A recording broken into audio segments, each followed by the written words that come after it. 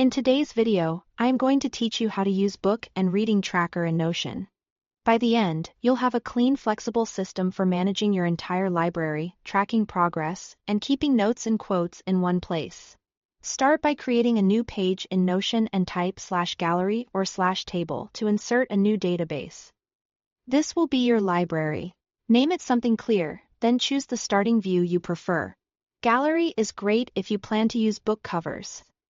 Table is perfect for fast typing and quick edits. Next, add the core properties that make the tracker useful. Create a status property as a select with options like to read, reading, completed, and DNF. Add an author field, which can be simple text or multi-select if a book has multiple authors. Add a genre property as a multi-select so you can apply more than one genre. Include a rating property as a select with values from 1 to 5 stars. Add 2 number fields for pages read and total pages, and 2 date fields for start date and finish date. These will power your progress tracking and calendar views. Inside the database, create a template to keep each book page consistent. Add sections for notes, summaries, and favorite quotes. You can pre-fill common items here, like a placeholder for themes you noticed or a space for standout passages.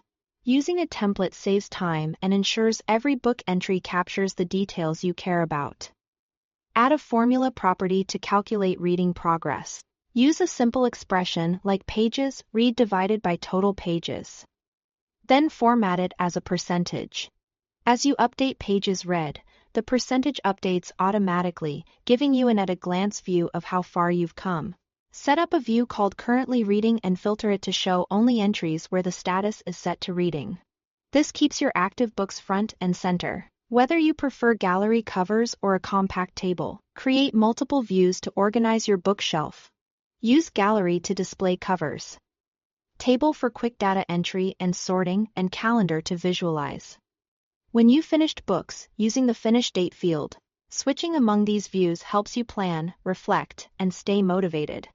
Add a wish list by creating a tags property and applying a tag named wishlist to books you want to buy or borrow later.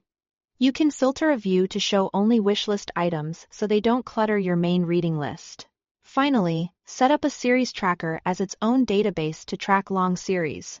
Include fields like series title, book order, and status so you always know what's next. Thanks for watching.